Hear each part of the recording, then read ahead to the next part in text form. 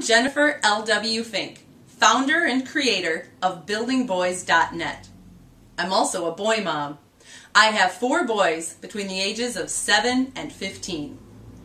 My 15 years of parenting boys has definitely been an adventure and a challenge. Along the way, I've learned a thing or two. Here are 15 things I've learned in 15 years. Boys learn better when they move. You might think that they're not paying attention when they squirm on the floor, play with cars, or toss a ball while you're trying to read them a book. But trust me, they are. Research actually shows that moving helps boys integrate what they're learning. So here's a tip from one boy mom to another. Keep reading. If you don't think he's listening, stop. I'm willing to bet that he'll ask you to keep reading, or he'll ask what happens next. All boys eventually learn to use the toilet independently. It's not a matter of boys learn quicker than girls or girls learn quicker than boys. All children are different. And in the end, it doesn't matter if your child is potty trained by 18 months or 4 years. But flushing the toilet, that's a whole nother story. Fighting isn't necessarily mean or violent. A lot of boys like to fight as a way to test their strength, to build relationships. So, as long as they both look like they're enjoying each other, let them fight. Of course, it's always a good idea to keep the Band-Aids handy. Boys sometimes feel the need to run and jump off the couch. 15 years in, I'm still not sure why. It might be that they like to move. Might be a way of testing their abilities. But I do know this. Buying new furniture while you have young boys in the house is not a good idea. You have to be quiet. You have to be quiet. Boys love their mamas. But they need men in their lives too. Luckily, my boys have a grandpa that lives nearby, a dad, 5 uncles. I can help my boys learn a lot about life, but I'll never be able to teach them how to be a man or what it's like to be a man today. That's where the men come in. Even boys who hate to read will read material they're interested in. Baseball cards count. So do Pokemon cards. So does Sports Illustrated. Most boys prefer nonfiction over fiction. I have checked out some heavy equipment books from the library so many times over 4 boys in 15 years that I almost have them memorized. I'm a writer, so I tend to gravitate towards stories. After all, there's so many great children's books. But my boys weren't always interested in the stories. What I found, though, is that they, and a lot of other boys, love nonfiction stories.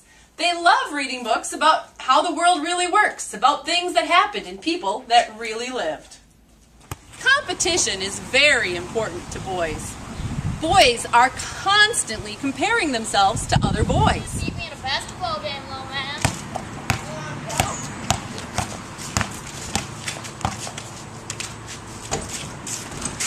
Boys need hugs too. Studies have shown that parents cuddle and hug girl babies more often than boy babies. But boys, like all humans, need touch and hugs. And sadly, many parents stop hugging their boys when they become teens and tweens. So hug your boys. It'll be good for both of you. Most boys need to use deodorant regularly about 2 full years before they use it on a regular basis.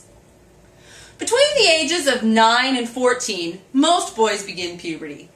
One day you'll suddenly notice that your sweet-smelling son isn't quite so sweet-smelling anymore. So you'll sit him down, you'll have a talk about the changes his body is going through, you'll buy him some deodorant, you'll tell him how to use it. And then one day, a few weeks later, you'll notice the deodorant laying on the floor in his bedroom, hardly used. But don't worry, the problem solves itself. In a few years, he'll start to care how he smells, and he'll be using that deodorant and cologne and shower gel a whole lot more regularly. Most schools are not boy-friendly. Think about it. Lots of desks, little to no recess, not exactly a conducive environment for active boys. So don't be surprised if someday your son comes home from school and says, I hate school. But remember, hating school doesn't mean hating learning. So keep your son's love of learning alive at home by encouraging his interest, and work with other parents and the schools in your community to make them more boy-friendly. Boys are perfectly capable of loving video games, computer, TV, and the outdoors. Many parents become distressed when they see their sons spending hours playing Minecraft and other video games online. They start controlling and tracking their son's minutes. But loving video games doesn't make someone a bad person, and doesn't necessarily mean that they won't have other interests either. On any given day, my boys spend hours with tech, but they also spend hours outside playing and pursuing other interests.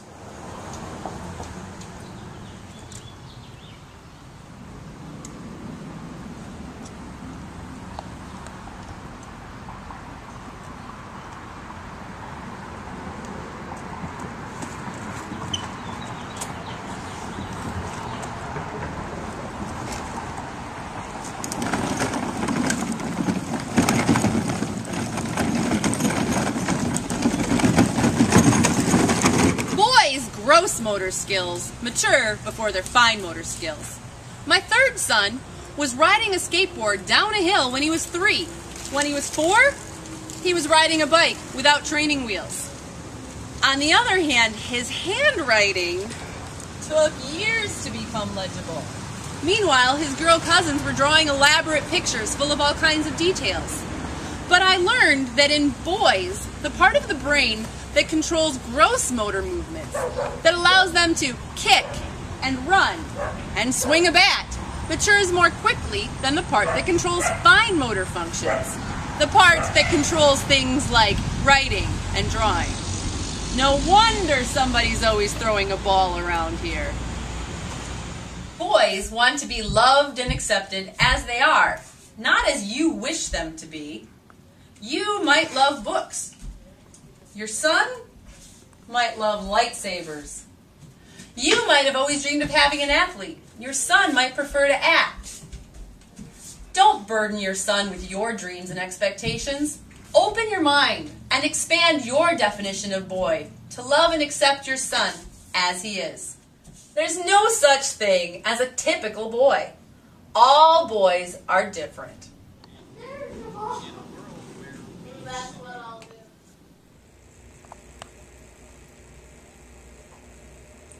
So don't worry about what boys do or don't do. Watch your boys. Respond to their individual needs and interests. Let go of your preconceived notions and let in a sense of wonder and amazement. Boys are pretty amazing people.